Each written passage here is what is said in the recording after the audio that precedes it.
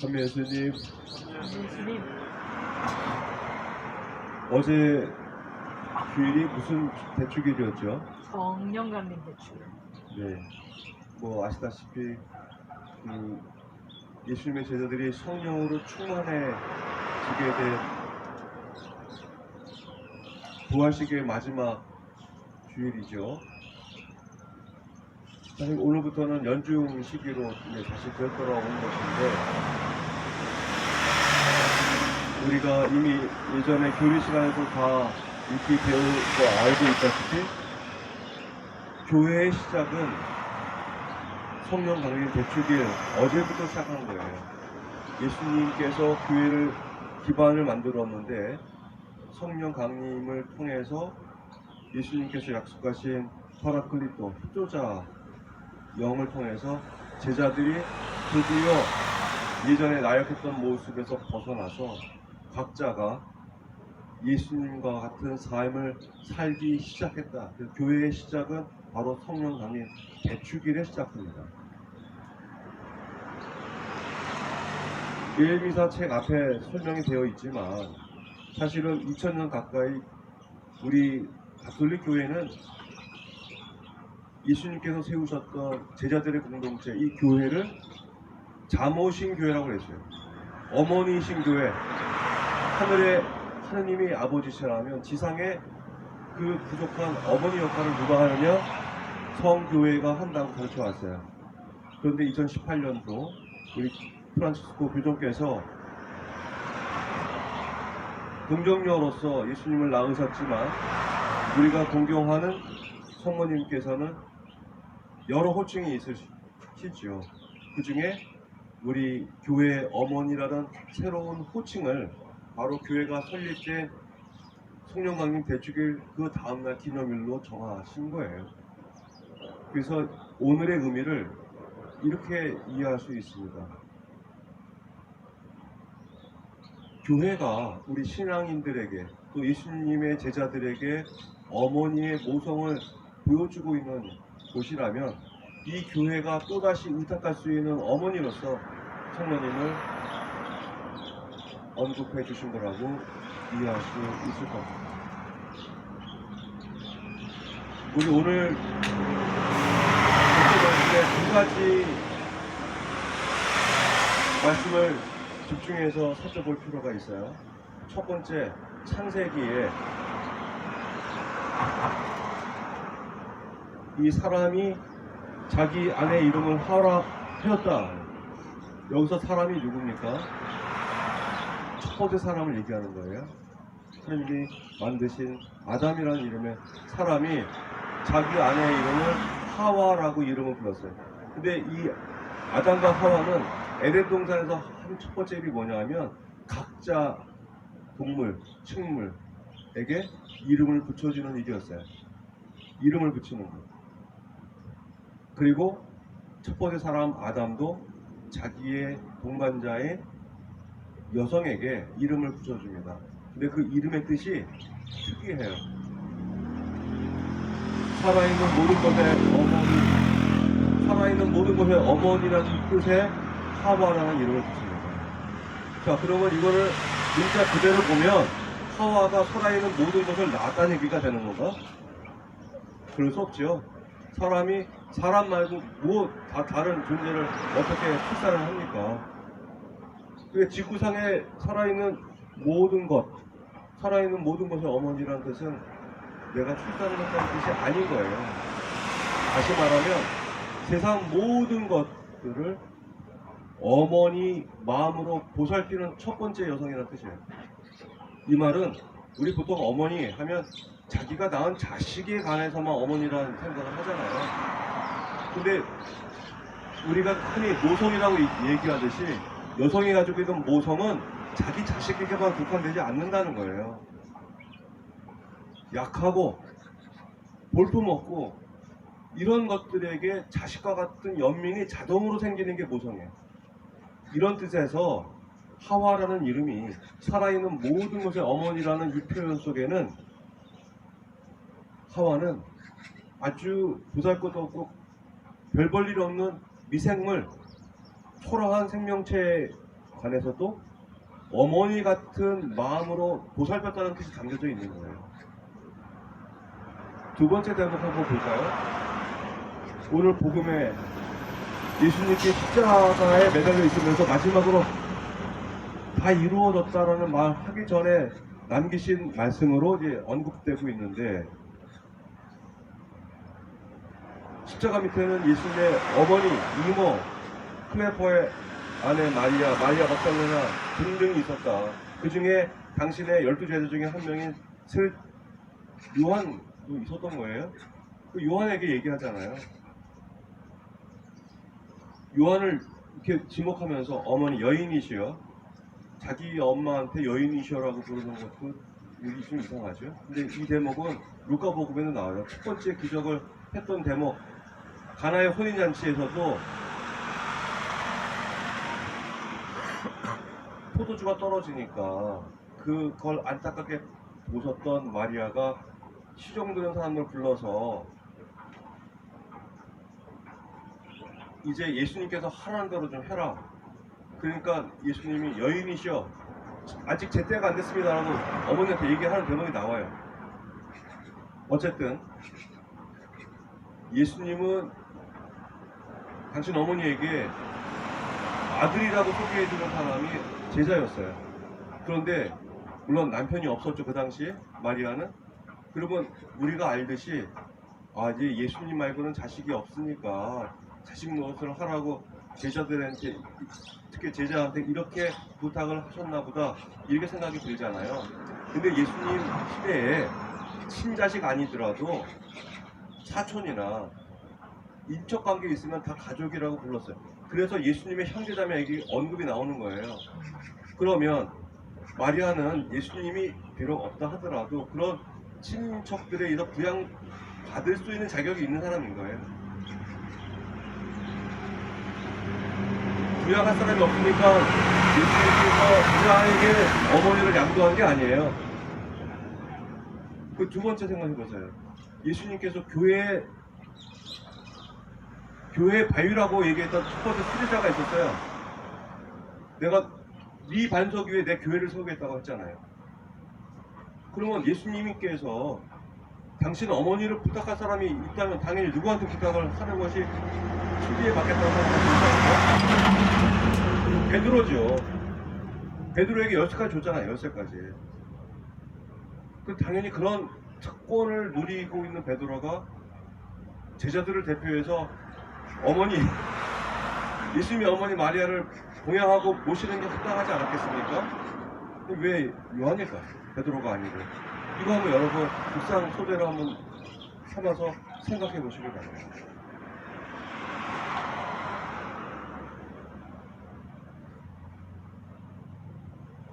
왜 이렇게 했을까? 이것은 답이 여기 있지 않습니다. 우리 각자 묵상해 볼 필요가 있는 거예요. 그 답은 제가 강론 끝날 때 말씀을 드리겠습니다.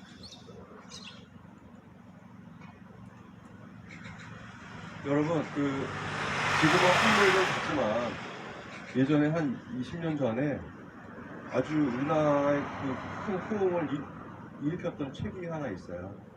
화성에서 온 남자, 금성에서 온 여자. 그게 진화 심리학 관점에서 남성과 여성의 차이점을 이렇게 잘 규명해서 이제 소개해준 책이거든요. 다시 말하면 은하계, 특히 태양계에 화성과 금성은 딱 떨어져 있잖아요. 각기 다른 별에서 왔다는 거예요. 우리 지구에 남자와 여자가 용모가 비슷하고 같은 말을 하고, 그러니까 우리 같은 종족인지 아는데 아예 다른 종족이다 하는 얘기까지 담고 있는 책입니다.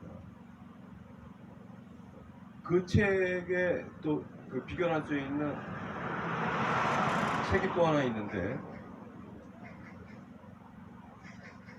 지도를 못 읽는 여자, 말을 알아듣지 못하는 남자, 이런 책이 있었어요. 이것도 같은 진화 심리학 책이에요. 근데 이거는 아주 구체적인 사례들을 쭉 나열을 해서 남성이나 여성이 각자 상대방을 이해하는 데 큰 도움을 주려고 하는 목적으로 찍어놨어요. 그래서 아직도 그 책을 읽은 게 91년도였는데 아직도 그 서문이 기억이 납니다. 그 책을 쓴 사람이 부부예요. 심리학 부부가 소문을 뭐라고 썼냐면 자다 말고 일어나서 머리털을 쥐어뜯으면서 내가 도대체 왜 이런 사람하고 같이 사는지를 고민하고 있는 부부들을 썼다고 써있어요. 서문에. 이제 거기서 제가 기억나는 몇 가지 대목을 말씀을 드리고 싶어요. 왜냐하면 이 어머니하고 관계가 있기 때문에 그래요. 남자와 여자는 이 생리적으로 그리고 기능적으로 뇌가 다르다고 합니다. 남자의 시야 각도는요 70도에서 80도 시야 각도를 가지고 있대요. 이렇게 밖을 볼 때 시야 각도는 좁아 대신에 멀리 봐요. 반대로 여성의 시야 각도는 약 110도에서 130도 정도 시야 각도를 가지고 있다고 합니다. 고개를 돌리지 않아도 옆에 다 보여요. 대신에 멀리 안 보여. 근처가 보여요. 그래서 부부가 모처럼 휴일날 공원에 산책을 가면요, 아내는 공원에 들어가자마자 한눈에 누구가 이렇게 놀고 있고 어디 뭐 하는지가 한눈에 다 보여. 남자는 안 보여. 남자는 관심 있는 것만 봐. 저 개가 내가 제일 마음에 드는 개인데 저기 멀리 떨어져 있고 개만 보여. 이게 남자와 여자의 순간적인 공원에서의 인식의 차이라는 거예요. 두 번째, 남자들은요 대부분의 99.9%는 한 번에 한 가지씩밖에 할 수가 없어요. 만약에 내가 신문 기사를 읽고 있는데 신문 기사에 내가 흥미로운 기사가 나왔어요. 그러면 주변에서 떠들고 텔레비전 켜져 있는 소리를 참을 수가 없어. 다 꺼, 조용해, 이렇게 돼야 돼. 근데 여자들은 이해가 안 돼. 아니 신문 기사 읽는 거하고 텔레비전 보는 거 뭔 관계야? 아무 관계가 없는데 남자들은 방해받는 상관은 오로지 한 가지에 집중해야 되니까 동시에 두 가지, 세 가지가 벌어지고 있으면 이거를 집중할 수가 없는 한계를 가지고 있어요. 그래서 모노폴리라고 하죠. 단성적으로 딱 한 번에 한 가지씩밖에 없는 단순한 이해 구조를 가지고 있어요. 남성은. 반면에 여성은 멀티태스킹이 가능한 거예요. 다리미질 하면서 전화 받고 텔레비전을 봐. 그러니까 애 업고 밥하면서 다른 걸 할 수 있는 거예요. 동시에 여러 가지를 수행할 수 있는 능력이 있어. 이 남성들은 여성이 그렇게 할 수 있다는 사실을 이해할 수가 없어요. 이 남성의 두뇌 회로에서는. 반대로 여성도 아니 왜 여러 가지 할 수 있는데 왜 한 가지만 한다고 저렇게 고집을 피우지? 이해가 안 돼. 여성 입장에서 또 반대로 남성의 그런 점들이 이해가 안 되는 거예요. 근데 모든 사람들이 흥미롭게도 남들이 다 자기 같을 거라고 생각하는 거예요. 부부가 차를 타고 가는데 길을 잊어버렸어. 여자들은 지도 안 봐요. 왜? 모르면 물어보면 되니까. 남자들은 절대 안 물어봐요. 물어보면 죽음이야. 나는 세상에 가치가 없는 사람이야. 이런 것도 모르는 사람, 가는 길도 모르는 사람, 이런 사람은 죽어 맞다는 거야. 살만한 가치가 없다고 생각해. 그러니 이 물어본다고 하는 것은 자기의 인격 전체가 다 무너져 내리는 거야. 나는 이렇게 볼품 먹고 찌질한, 나는 무덤이라고 하는 걸 증명하는 것밖에 안 돼. 이게 모르더라고 절대 안 물어봐. 이게 남자와 여자의 차이예요. 남자들이 문제가 생기면요, 문제를 어떻게 해결해야 될까 고민을 하죠. 이 고민할 때는 절대 입 한 번 뻥끗하지 못하는 거예요, 남자들은. 반대로 여성들은 문제가 생기면 누구랑 얘기를 해야 풀려. 그래야 마음이 편안해져. 문제가 있으면 남자들은 입을 완전히 봉해버리고 여자들은 말해야 되고, 이 두 사람이 같이 모여 사니까 이게 문제가 해결되겠습니까? 안 되죠. 이래서 부부싸움이 커지는 거예요. 집에 아이가 어떤 사고를 쳐가지고 이제 난리가 났어. 그러면 아내는 남편이 돌아올 때까지만 기다려.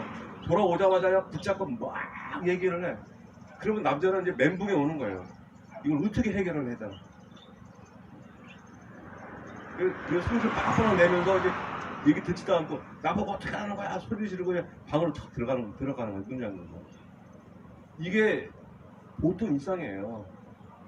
근데 여성들은 왜 이해가 안 돼? 왜 문제가 생기면 얘기를 해야지. 근데 남자들은 또 이해가 안 되는 거예요. 문제가 생기면 해결책을 생각해야지 먼저. 그 다음에 얘기를 하는 거지. 이렇게 입장이 다르기 때문에 이렇게 되는 거거든요. 그런 면에서 남성들은 여성이 가지고 있는 모성을 못 알아듣는 거예요. 여성들은 다른 사람, 내 자식을 돌보려고 하는 이 모성을 남편이 이해 못하는 것도 이해 안 되는 거지. 여기에 큰 간극이 있는데 이 간극은 화성과 금성의 간극만큼 멀고 깊다는 거예요. 근데 이거를 마치 없는 것처럼 생각한다. 이것이 현대인들, 특히 남성과 여성이 함께 부부로 살면서 겪고 있는 가장 근본적인 문제라고 화성에서 온 남자, 금성에 온 지도도 못 읽는 여자, 이 책들이 그런 것들을 얘기하면서 저 사람, 상대방을 이해하기 위해서 우리가 어떤 노력을 해야 하는지를 잘 설명하고 있다. 저는 이제 그런 점에서 우리는 모성을 얘기할 때 여성들은 그 모성을 설명하지 않아도 다 공감해요. 남성들은 그 모성에 대해서 아무리 설명해도 공감하기가 되게 어려운 점이 있는 거예요. 그 모성의 핵심이 뭐냐면 아니 다 자기 자식 귀한지 알지. 남자들은 이렇게 생각해요. 그게 아니에요. 자식이 귀한 여러 가지 이유가 있는데 성인으로 성장할 때까지 우리는 보통 20년이라는 스포를 거치지 않습니까? 특히 가장 어린 10대 시절까지 가장 약하고 취약하기 때문에 어머니들은 거기에 지극정성의 관심과 애정을 쏟는 거예요.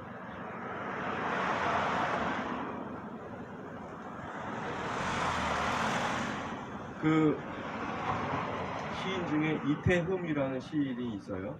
그 사람은 전라도 사투리로 시를 써요.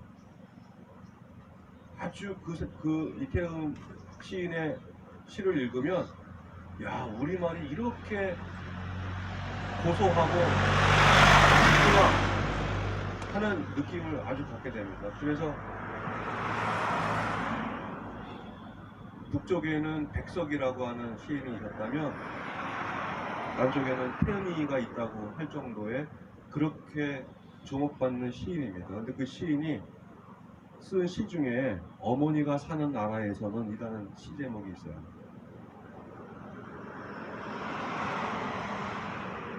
그 시 내용 중에 이런 대목이 나옵니다. 어머니는 절대 뜨거운 물을 마당에다 끓이지 않았어요. 저 말 못할 어린 생명들이 그 뜨거운 물에 뒤일까 걱정이 돼서 물을 식혀서 마당에 뿌렸다는 거예요. 그 어머니가 사는 나라는 이 사람 모습만 있는 사람들의 나라가 아니고 말 못할 짐승들도 같이 살아가는 나라였던 거예요. 그 어린 이태음의 눈에는 엄마의 나라는 내가 사는 나라랑 너무 달랐어. 그 시의 내용이 그런 내용이에요. 저는 어머니의 마음이 그런 거예요. 자기 자신만 그냥 금지옥욕으로 귀여워하는 그런 어머니는 어리석은 어머니인 거죠. 그런 빗나간 사람 때문에 그 자식들이 어떻게 됩니까? 다른 사람 돌보지 못하는 그런 아이로 크는 거 아니겠습니까? 지혜로운 어머니는 자기 자식에게 더 어렵고 약하고 힘들어하는 것을 보살필 줄 알도록 가르쳐요. 이게 지혜로운 어머니가 가지고 있는 거 아니겠어요? 그게 모성의 진짜 모습입니다. 어렵고 힘든 사람을 돌보지 않는 이런 아이를 키우는 이 사람은 실제 모성이 있다고 할 수 있는 게 아니에요. 우리 흔히 얘기하지요. 여성은 약합니다. 하지만 어머니는 강합니다. 어머니가 강한 이유는요. 바로 이 모성 때문에 강한 거예요.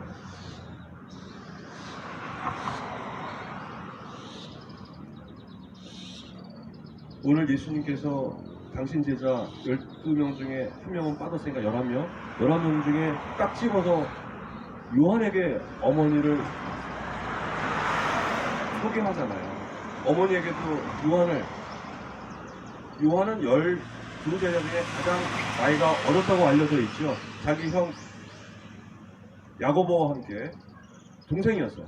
가장 어리고 가장 12명 중에 가장 약했다. 그래서 예수님은 어머니를 그 12제자 중에 가장 막내에게 소개해 준 것이 아닌가 생각이 들고, 두 번째는 그냥 예수님과 특별한 관계니까 이렇게 예수님의 측근 중에 한 사람에게 어머니를 이렇게 소개해 준 것이 아니라 어머니에게 이렇게 얘기했다고 저는 느껴요. 어머니, 지금 이 사람은 내 앞에 서 있지만 이 사람도 머지않아 나와 똑같은 운명의 길을 걸어갈 사람입니다. 그러니 이 사람도 역시 저와 같은 삶을 살게 될 것이니 저의 어머니이기도 한 당신은 이 사람의 어머니이기도 하다고 말씀을 하신 거죠. 그 사례는 여러분 다 아시지만 1970년 11월 13일 청계피복 공장 앞에서 분신했던 전태일이 죽어가면서 병원에서 마지막 한마디를 엄마한테 남겨요. 엄마, 제 꿈을 이뤄주세요. 그 말이 그때 50대에 들어섰던 이소선 평범한 엄마를 바꿔놨어요. 그분은 그 이후로 40년 동안 이 땅의 모든 노동자들의 어머니가 되셨어요. 아들 때문에. 어머니는 그때 눈이 떠진 거예요. 나는 내 새끼만 내 새끼인 줄 알았더니 이 땅의 모든 노동자들이, 또 핍박받는 노동자들이 바로 내 아들, 내 딸이었구나. 그 평생 그 마음으로 사셨다고 알려져 있지 않습니까? 우리가 엄마 덕 좀 보겠다고, 아빠 찬스, 엄마 찬스 보겠다고 마리아를 우리에게 주신 게 아니에요.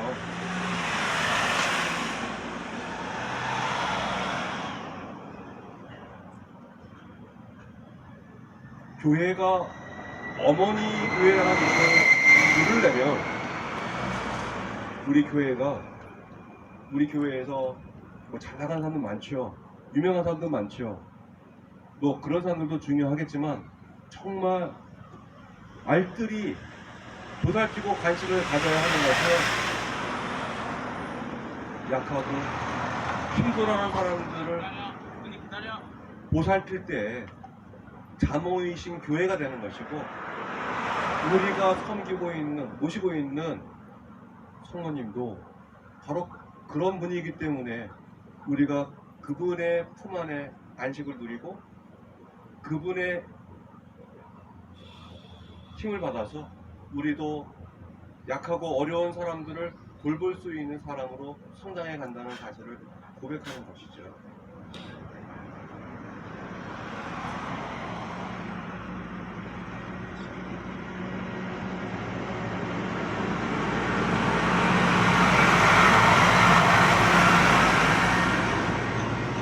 어머니는 자식을 포기 안 하죠. 자식이 아무리 말썽을 피우고 사고를 치고 다른 사람들에게 손가락질 받더라도 엄마는 그 자식을 포기하지 않습니다. 그 포기하지 않는 어머니가 뭐 무수히 많은 사례가 있겠지만, 저는 아우구스토 성인의 어머니 헬레나, 그분은 결국은 아우구스티노가 회개하고 참신앙으로 돌아오고 자신의 삶을 바꾸게 된 결정적인 계기는 다 어머니 덕분이었다고 자신의 고백록에 쓰지 않습니까? 이 어머니는 이렇게 다른 사람들하고 달라요. 포기하지 않는다. 분명히 바뀔 거다. 바뀔 거라는 사실을 믿어요. 제가 눈이 올 때마다 말씀드리지만, 아유, 이 강정 해군기지 이제 끝났어. 뭘 더 해? 무슨 반대를 해? 전쟁 없는 세상? 그런 귀신 시대가 까놓은 소리 하지 말아도 이런 얘기하는 사람이 근처에 있죠. 우리 천주교 안에도 있죠. 근데 어머니는 이런 말 절대 동의하지 않아요. 그렇죠? 그 많은 신부님들 뭐 본당에서 열심히 사목하세요. 불처주의야. 그런데 저는 신학교 들어가서 처음 알았어요. 본당 신부님이 사목해야 할 사목 대상이 누굴까요? 본당 신자지. 그럼 본당 신자의 범주에는 예비자 들어갈까 안 들어갈까요? 예비자 들어가죠. 냉담자 들어가죠. 그러면 일반 신자는 아니 신자 아닌 사람들은 들어가요 안 들어가요? 잘 모르겠어요. 배운 적이 없으니까. 교회법에는 본당 사목구라고 하잖아요. 우리는 속지주의를 가지고 있습니다. 개신교하고 다르게. 그래서 행정구역상으로 이렇게 다 분할이 돼 있잖아요. 예를 들면 여기 서귀포 분당이 있고 신서귀포가 있잖아요. 그럼 신서귀포 분당에 관할 구역이 있고 서귀포 분당에 관할 구역이 있어요. 여기 사목구의 주임 신부는 자기가 돌봐야 되는 사람은 이 지역구에 있는 모든 사람이에요. 거기는 비신자도 포함되는 거예요. 비신자. 근데 우리는 비신자들은 내 사목 대상이 아니야. 그냥 신자들. 그 신자들 중에도 그냥 성당에 나오는 신자들만 사목의 대상으로 간주하는 경우들이 너무 많아요. 더 나아가서는 신자들 중에서도 힘 있고 능력 있고 예의 바르고 교양 있는 사람들, 이런 사람들하고 더 잘 사목을 할 수 있다고 생각했죠. 뭐 가난하고 또 성실하지도 않고 교양도 없고 싸가지 없는 이런 그냥 마땅치 않은 신자들이나 냉담자들이나 뭐 이런 사람들은 사목의 대상에서 좀 소원해도 괜찮다고 여기는 경향들이 우리 한국천주교회에 없다고 할 수 없죠.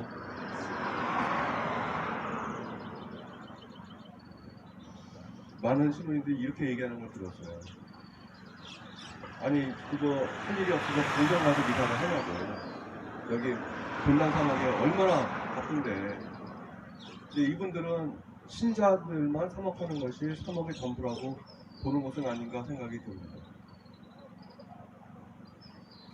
강론을 마치면서요, 제가 2달 전에 강론했던 내용 중에 사실과 다른 측면이 있어서 이거는 다시 얘기해 줘야 되겠다.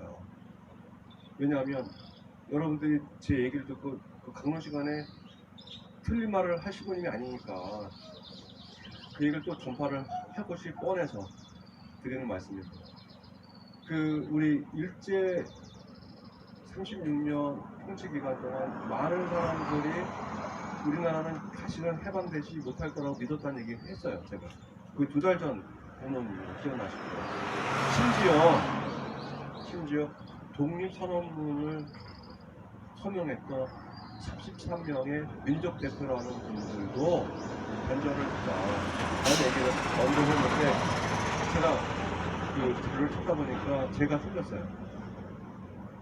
정확히 얘기하면 33명 중에 3분이 변절을 했습니다. 최린이라고 하는 사람, 이분은 원래 신도교 대표, 목사님 한 분도 계시고 그 3명이 변절을 했어요. 친일 반민족 행위자로 변절을 해서 우리 민족문제연구소에서 나온 친일 인명사전에 등재되어 있습니다. 그런데 그 당시 33명을 뽑았을 때 그 33명이 분명히 다 붙잡혀 갈 걸 알고 그 누가 이제 이 독립운동을 독립만세를 누가 주도할 거냐 해서 그 플랜 B 33명이 다 붙잡혀 갈 걸 이미 상정을 했기 때문에 그 다음 후보군으로 11명을 더 뽑았어요. 그 11명 중에는 이광수, 그 다음에 최남선 이런 뭐 초안을 만든 사람부터 해서 그 11명 정도 있었는데 그 11명 정도의 대부분이 변절을 한 거예요. 그러니까 원래 33인 전부가 아니고 그 중에 3명만 변절을 했고 그 후보군으로 있던 분들이 또 변절을 한 것이 사실이고 전부는 아니었다는 사실을 기억해 주시면 좋겠고, 그 당시도 마찬가지로 요약해서 말씀을 드리면 많이 배웠다는 사람, 똑똑하다는 사람들은 이 나라 이제 해방 안 돼, 독립 꿈도 꾸지 마, 이런 얘기를 이미 철떡같이 믿었는데, 그래도 그날이 올 거다. 독립의 그날이 올 거라고 믿었던 사람들은 배운 것 없고 힘없던 이 땅의 민중들이었어요. 이것이 하나님이 하시는 일이구나. 자, 오늘 교회 어머니신 마리아 기념일을 함께 보내면서 우리도 교회 어머니신 마리아의 마음으로 가장 낮은 것, 아파하는 것, 힘없는 사람들에 대한 관심과 애정, 이것이 우리의 사명이라는 사실을 다시 한번 일깨우면 좋겠습니다.